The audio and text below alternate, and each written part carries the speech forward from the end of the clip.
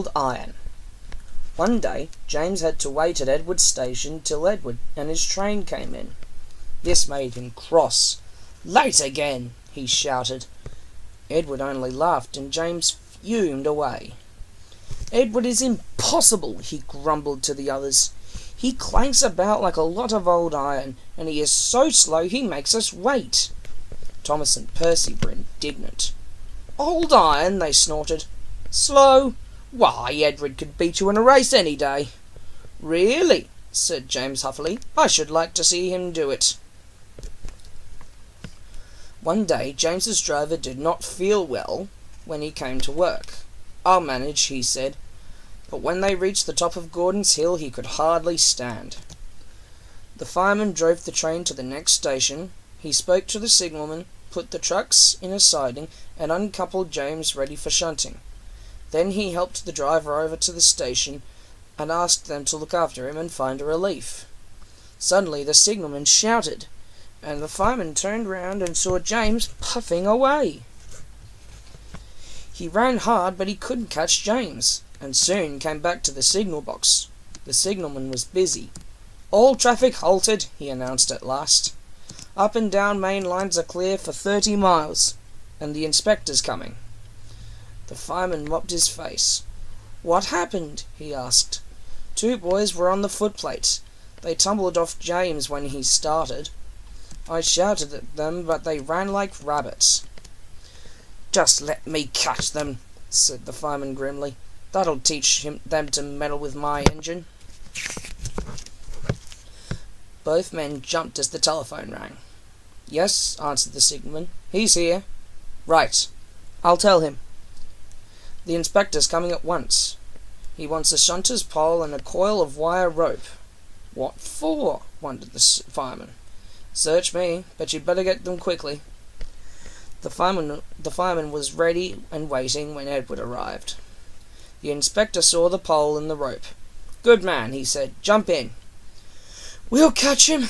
We'll catch him!" puffed Edward, crossing to the up line in pursuit. James was laughing as he left the yard. "What a lark! What a lark!" he chuckled to himself. Presently he missed his driver's hand on the regulator, and then he realized there was no one in his cab. "What shall I do?" he wailed. "I can't stop! Help! Help!" "We're coming! We're coming!" Edward was panting up behind with every ounce of steam he had. With a great effort he caught up and crept alongside, slowly gaining till his signal smoke box was level with James's buffer beam. "Steady, Edward." The inspector stood on Edward's front, holding a noose of rope round the crook of the shunter's pole. He was trying to slip it over James's buffer.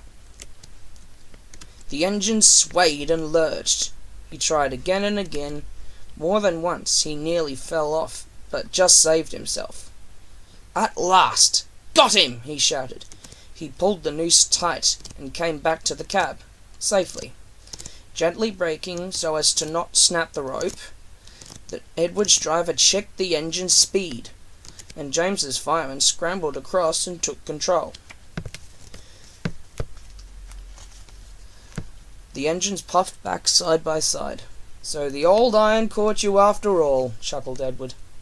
"I'm sorry," whispered James. "Thank you for saving me." "That's all right. You were splendid, Edward." The Fat Controller was waiting and thanked the men warmly. "A fine piece of work," he said. "James, you can rest and then take your train. I'm proud of you, Edward. You shall go to the works and have your worn parts mended." "Oh, thank you, sir," said Edward happily. "It'll be lovely not to clank." The two naughty boys were soon caught by the police, and their fathers walloped them soundly. They were also forbidden to watch trains till they could be trusted. James's driver soon got well in hospital, and is now back at work. James missed him very much, but he missed Edward more, and you will be glad to know that when Edward came home the other day, James and all the other engines gave him a tremendous welcome. The Fat Controller thinks he'll be deaf for days.